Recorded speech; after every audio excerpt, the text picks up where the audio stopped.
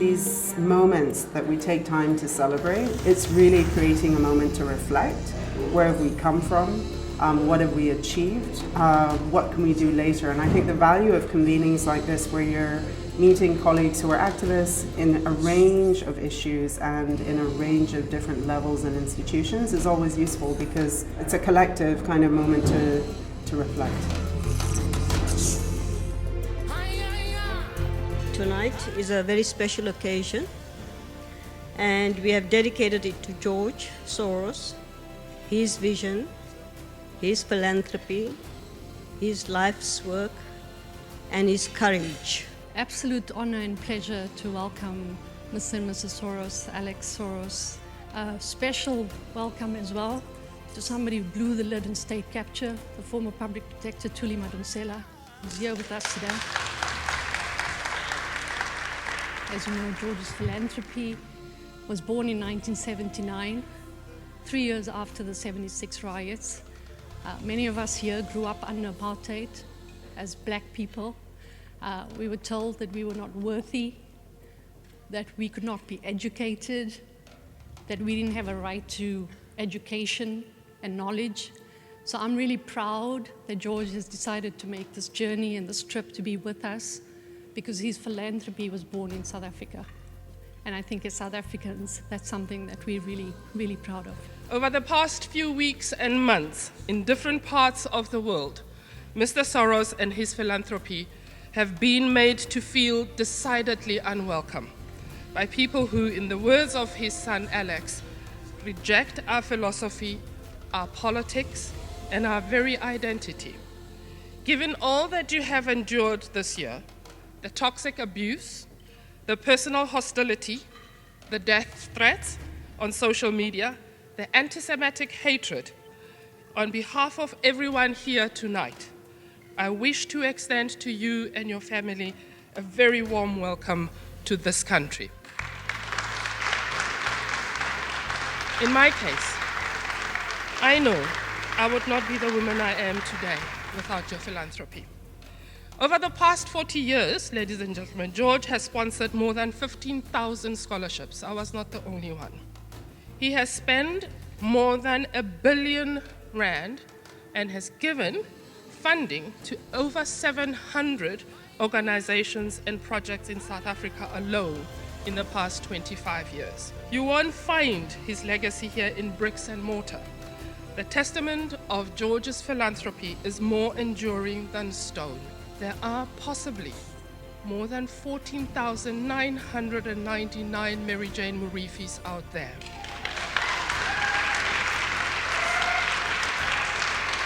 These are people who share your ideals and are committed to building the kind of open, liberal, rights-based democratic society where every voice is heard.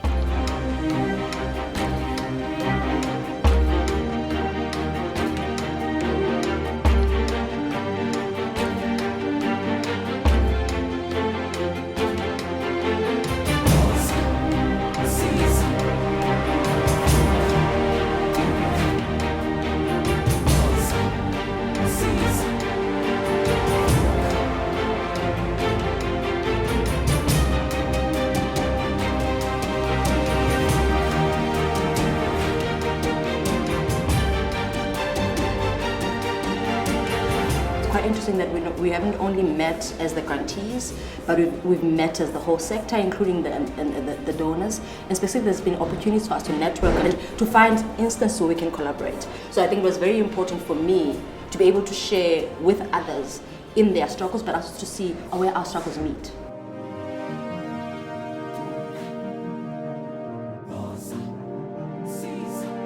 I think it's been a really good program.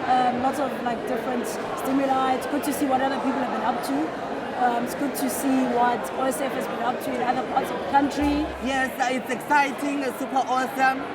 It's great to meet new people that have been to working with the LGBTI sector and also working with within key populations area. I'm one of the scholars for the scholarship, so hopefully I'll get it. I'm so excited. But also the experience, the whole interview, coming to today and yesterday, it's a whole experience. I'm very honored to be amongst people of this caliber and people that it's such a huge honor. Well, I would like to see another generation build on what you've done now. I think it's great, and I think we shouldn't lose the energy, the integrity, the intelligence, and the commitment that young people here have. And I love the idea of having this anniversary and being with the Open Society Foundation in South Africa, here in Cape Town. And I think the quality, the good people here make you feel good too. I'm inspired by everything I saw.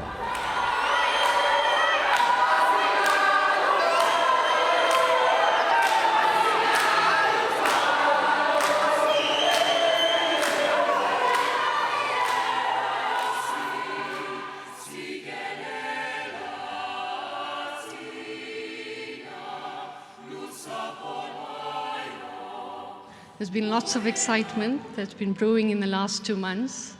Everybody wants to know who's going to receive a commemorative scholarship or fellowship award. And tonight we're actually going to make the announcements.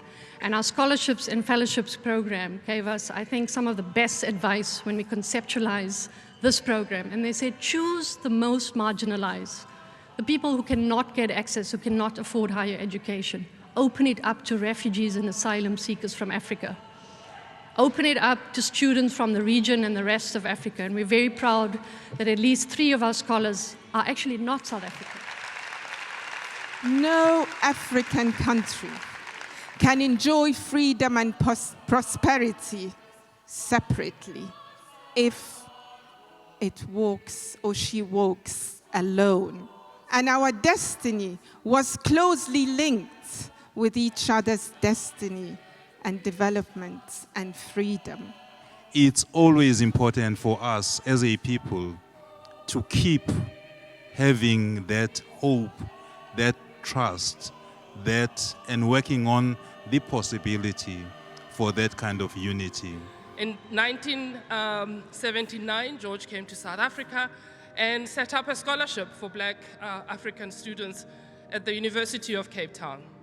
What started off as a scholarship fund for 80 students grew to a fund that was global, that covered more than and supported more than 15,000 scholars and 80 fellowships. It became a global initiative, but it also launched George's Philanthropy, the Open Society Foundation. These scholarships and fellowships commemorate my father's first major act of philanthropy, which began here in Cape Town nearly 4 decades ago. At that time, South Africa was the embodiment of a closed society. While there is no denying that South Africa and the region still face challenges, there are abundant reasons to be confident that things will progress. These young leaders who are committed to an open society are one of those very reasons.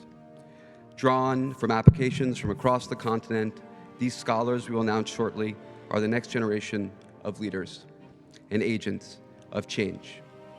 To the Open Society Scholarship winners, congratulations and thank you for the work you do and the inspiration that you give us all today. This is about you, this is for you. You have an incredible responsibility. You saw Mary Jane on this stage earlier. You understand what the consequence was of George Soros' decision in 1979 to advance a bursary to Mary Jane and what's become of that. Now the question is, what are you going to do with the very same opportunity? We understand that, as Fano told us, that each generation out of relative obscurity has an opportunity to fulfill its mission or betray it. We know that you will fulfill yours admirably, and we stand ready to partner with you and support you throughout that mission.